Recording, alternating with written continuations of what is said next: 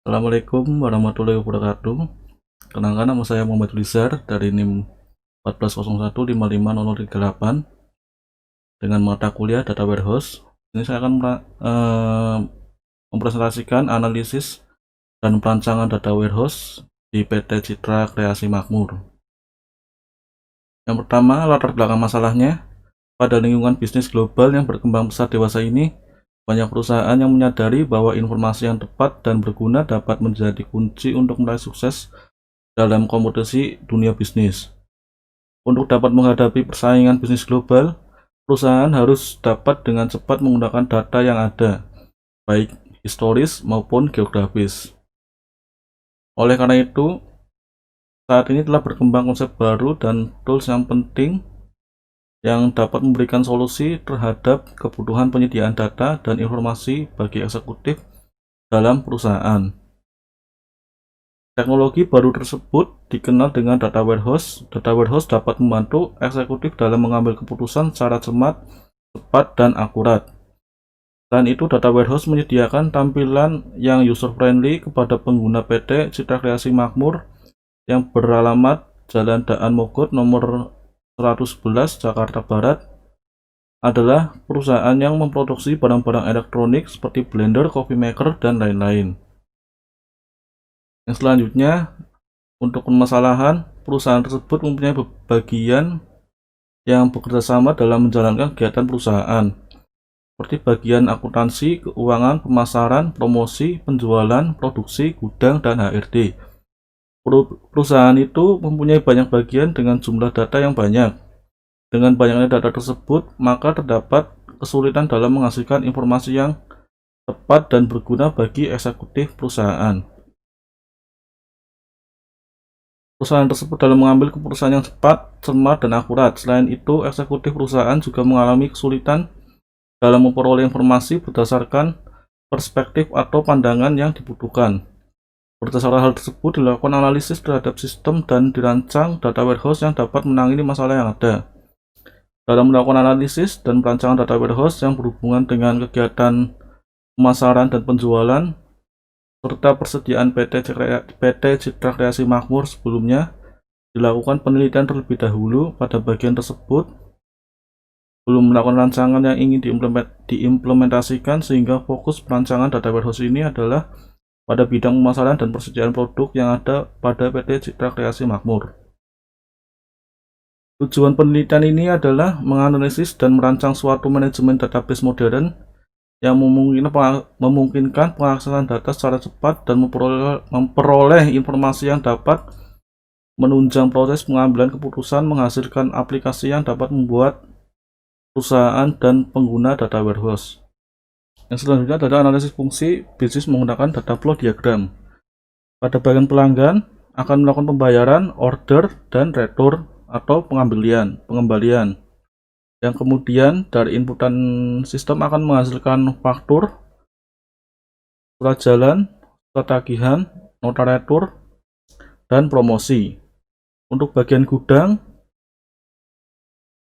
akan mendapatkan daftar barang pesanan dan daftar retur barang, di mana setiap barang yang dipesan oleh pelanggan akan masuk ke bagian gudang, dan bagian gudang mengetahui seberapa banyak pelanggan yang ingin pesan.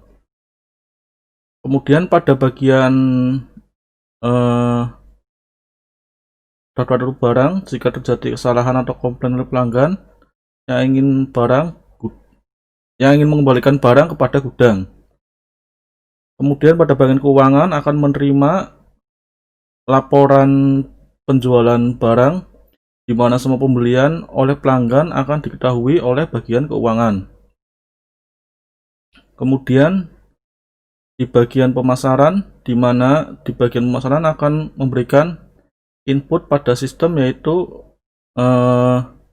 rencana promosi baru, di mana apakah ada barang-barang yang akan dipasarkan. Kemudian pada bagian pemasaran akan menerima laporan retur, di mana di sini berisi tentang laporan pengembalian barang. Kemudian laporan laporan order. Ini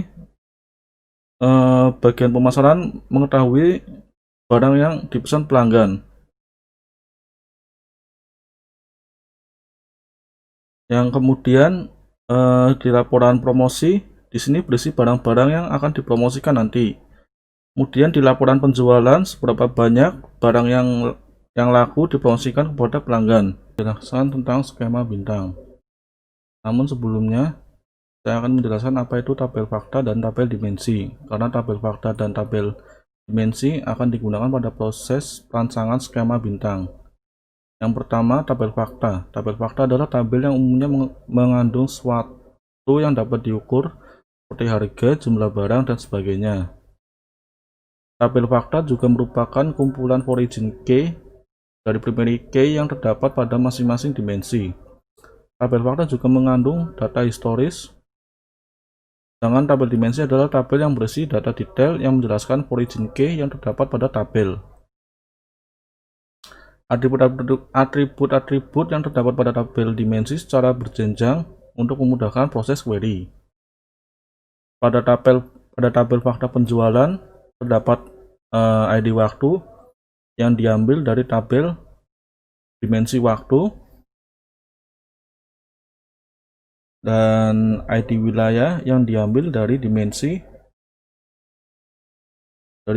ID wilayah, yang kemudian ID pelanggan yang diambil dari dimensi pelanggan, yang kemudian ID sales yang diambil dari dimensi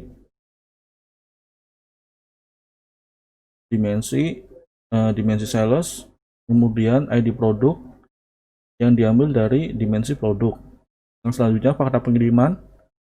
Untuk fakta pengiriman ada ID waktu yang diambil dari dimensi waktu. Yang kemudian ada ID wilayah yang diambil dari dimensi wilayah. Yang kemudian di tabel fakta kembali ada ID waktu yang diambil dari dimensi waktu. Yang kemudian ada ID kembali yang diambil dari dimensi produk kembali. Yang kemudian ada ID wilayah yang diambil dari dimensi wilayah. Yang kemudian ada ID produk yang diambil dari dimensi produk. Yang selanjutnya fakta persediaan, ada ID waktu yang diambil dari dimensi waktu, dan ada ID produk yang diambil dari dimensi produk. Untuk tabel fakta promosi ada ID waktu yang diambil dari dimensi waktu. Untuk ID promosi yang diambil dari dimensi promosi. Kemudian ada ID wilayah yang diambil dari dimensi wilayah.